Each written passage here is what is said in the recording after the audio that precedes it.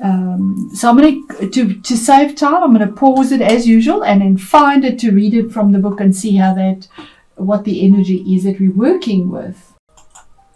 Okay, Aries, I've got it here. And wolf is about the shadow side, obviously, as well, intuition and learning. And yes, the third house is about learning as well, study. But remember, it always the yin and yang sign is the other side of the third house is the ninth, which is also education and higher learning, your belief system, things that are changing. So learning definitely comes into this.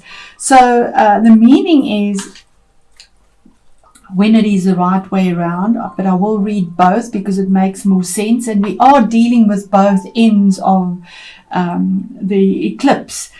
So the meaning of wolf, the way it's pronounced in this Druid animal deck is foil, and it says that the wolf brings a strong sense of faithfulness, inner strength and intuition, but the wolf brings learning too. Sometimes you need to cross barriers, to take risks, to go beyond the limited compass of normal behavior in order to learn and grow. Although crossing these boundaries may seem unattractive, even painful, you need not fear the inner power and strength you feel when you spend time alone.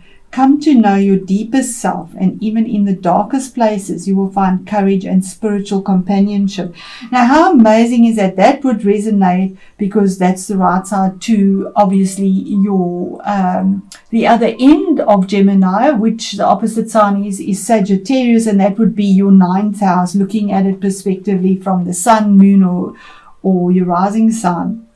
The reverse meaning, which is how it came out and which would resonate with where the eclipse is in Gemini, and that is, you may need to come into a new relationship with your sense of aloneness in the world. Behind a fear of loneliness may lie a fear of your own inner strength, fierceness and power. Learn to trust this and to come to know your deeper self. Through dreams and intuitions you may come to learn more of the hidden side of your being, which is sometimes called the shadow. As well as there being lone wolves in the world, you should know that the wolf is a faithful animal which often mates for life. In tradition, it is considered lucky when a wolf crossed the path of a bridal party, precisely because of this faithfulness. Even though you may need to spend times in your life alone, you should know that you will also have times of companionship and togetherness. And this resonates so for me. I have my moon as well as my sun in Aries. So this absolutely resonates for me. My rising sign is Pisces. So for me, this is absolutely that. I have been so isolated, so on my own, and definitely learning. I am studying astrology at the moment, the traditional astrology, and there's such change in those areas of my life. So this absolutely resonates for me. So to give you a little bit more about the eclipses, when it is a lunar eclipse, it's about emotional changes, like releasing fears, the fear of being alone, or it's a combination of a very negative situation that's been hanging around for a long time. Like letting go of a sorrow, something that has been sad and that has been difficult in your life. Relationships as well, because it's emotional, lunar, emotional. Releasing a negative habit maybe in a relationship that you possibly have, because these eclipses bring in things, and at the same time they also release things. And we have, okay, so I was just checking on my solar fire here, and we have the North Node in Gemini. So it definitely is, the North Node is slightly more positive. It's where you're going, where you're growing. And releasing attachments, or releasing an attachment, would possibly be a thing that is felt on the inside because it's a lunar. And, you know, the third house deals with, because it is lunar, it would be dealing with thoughts and styles of thinking, how you learn, relationships with siblings, maybe that would come up or be important. It is a north node, it's not that much releasing, or your cousins and your neighbors. Third house is about your mentality as well, your duality, variety, and adaptability and intellect, because it is Gemini, and Gemini is ruled by Mercury, which is that flexibility and adaptability. And then the duality, the other side of it, the ninth house, is your attitude towards your future, your spiritual belief systems that have been changing, your morals and your ethics, how you expand, because that's the house of Sagittarius for you, Aries, and that's ruled by Jupiter. So there's that expansion, freedom, manifesting, also relationships with foreigners. That could be a thing that comes in your higher mind, your studies. Studying astrology falls into the ninth house. Ideals, visions, wisdom, and you want to know the higher meaning of life and what is beyond your individuality, and that very much is to the fore here. So we start off with the beginning of the month, should I say, and that's the middle of the month, probably the 13th of November, and then the end of the month from there onwards. So here we have the Six of Wands starting off with, this is about being recognized for something, having had to go to war and come back victorious, something that you've battled, something that's been there for in the past, that's been there for a long time. But finally there's recognition here, and something puts you on high, and there's forward movement. Because we have this horse moving forward, moving towards the future with these flags, and he has this laurel that he holds on his wand of victory, of a battle, of a challenge, of something. But there's recognition because he is head and shoulders and body above everyone else, so he's held on high, recognized with something from the past. Then we have a choice that had to be made here, Two of Wands, where you were at a crossroads, almost feeling like, which way do I go? Because either way, there's a mountain to navigate there. You can't see the future. There you can see, but it's also blocked. It's just not easy to see where you need to go. But it is a choice. You have to make a sacrifice. You have to let go of one thing. And on either side, there's no right or wrong here. There's a choice that is made. It could be a choice with regards to career, to some situation that you have victory over, that you've been battling in the past that has been really difficult, that hasn't given you much choice. You've actually been stuck there, and you haven't been able to make the move. But Spirit is saying either there is a deer on either side of this. There is strength on either side of movement to move forward with that fire energy. Fire reaches up. Fire has no boundary.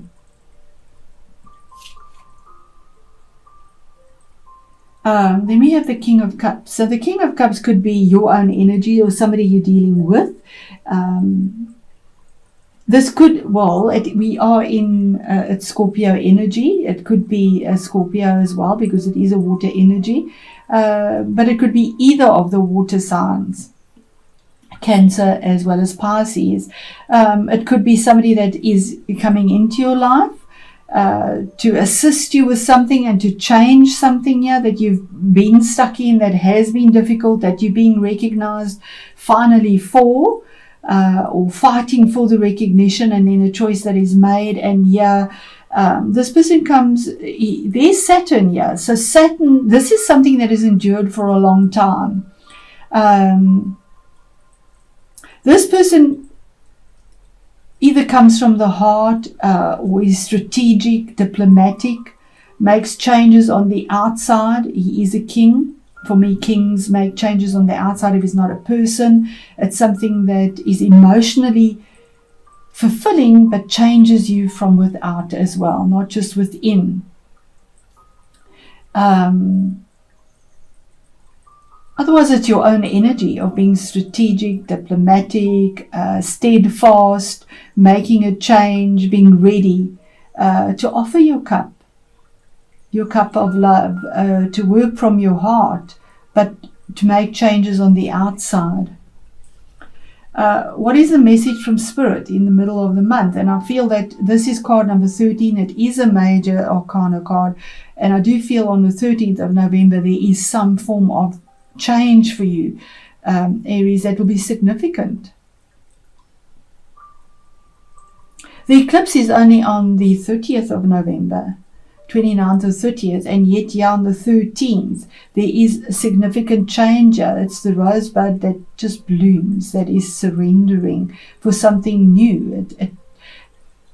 It has to come to an end. Whatever this is down to the bare bones. It's a skeleton, it's dead. It cannot be revived anymore. There's the horse facing the past. It's done.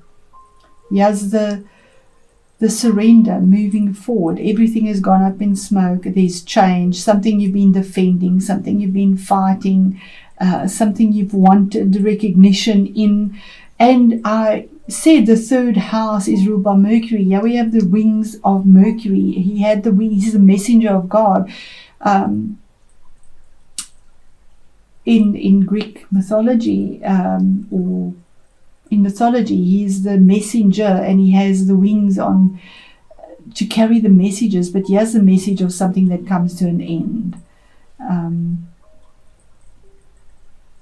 to bring about something new, something that you've been stuck in, something you've wanted recognition for.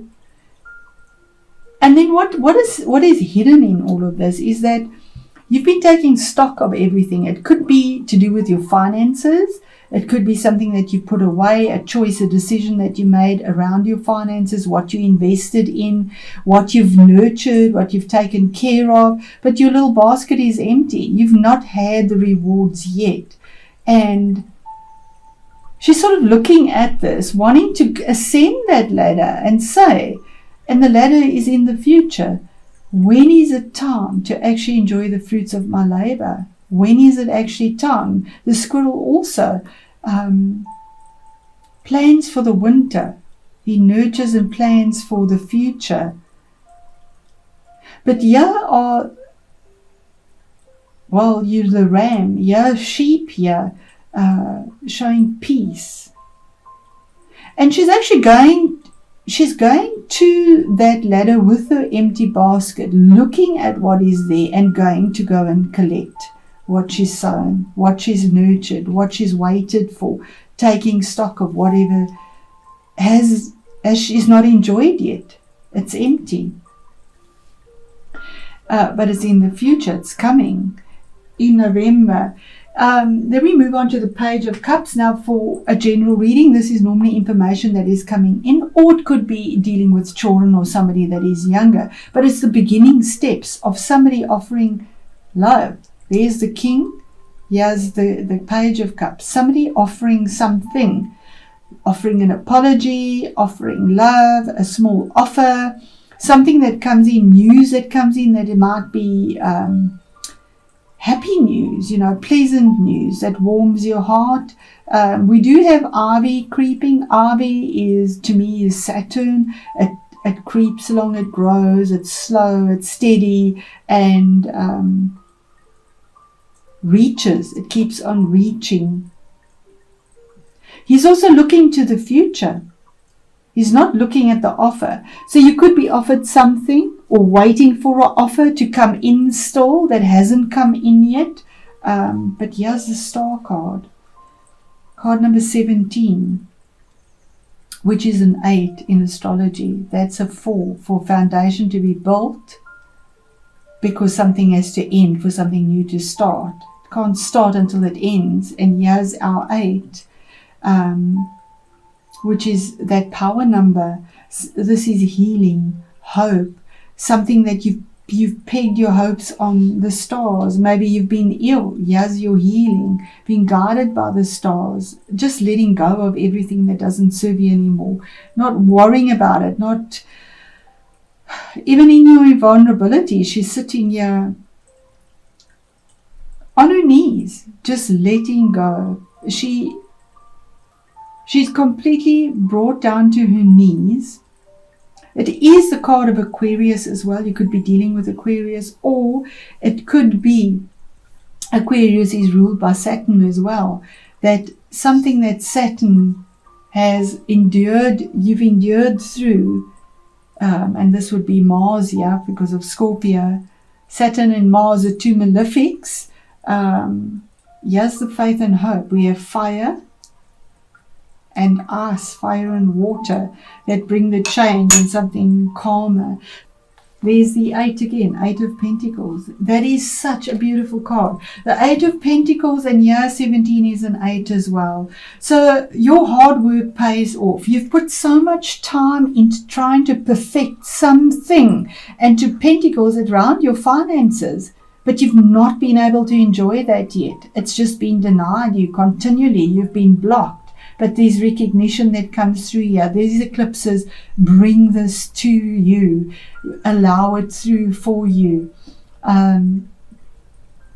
You've sacrificed because you've been working so hard on whatever this is, that you put yourself in isolation and just focus on what you're working on. And that's the sad thing about choices. You have to let go of something. So you're putting your time and energy in something here. You don't have time for yourself. You don't enjoy life. And maybe your health has suffered. In my case, this has definitely been the story. Health has suffered.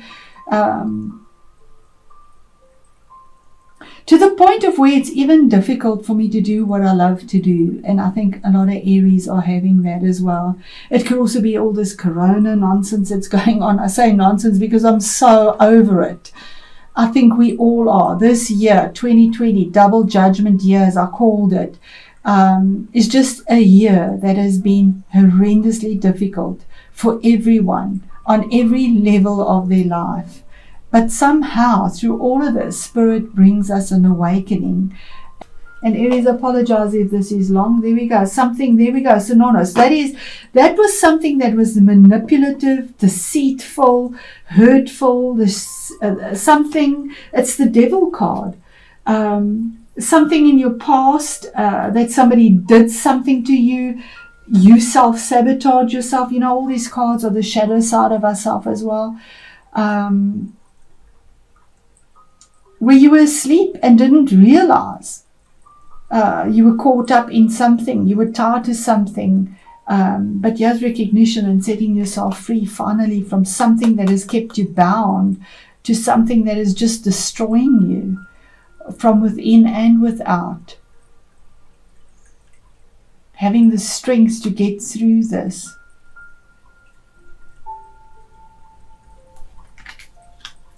So with that, Aries, I'm going to end this reading and say thank you once again. And thank you for your comments and for your time to view this. I really appreciate it. And I wish you all the best. My heart is with you. I know how difficult my story has been, and I will share that one day with you, possibly after November, once all of this comes to an end, because it is time for change. It is time for things to end. It is time to actually reap what you've invested in and get the healing that we need. And to have the victory over something that has completely just blindsided us, manipulated us, allowed us to self-sabotage ourselves without even realizing it. We are human. You know, we have fated things, but then we also have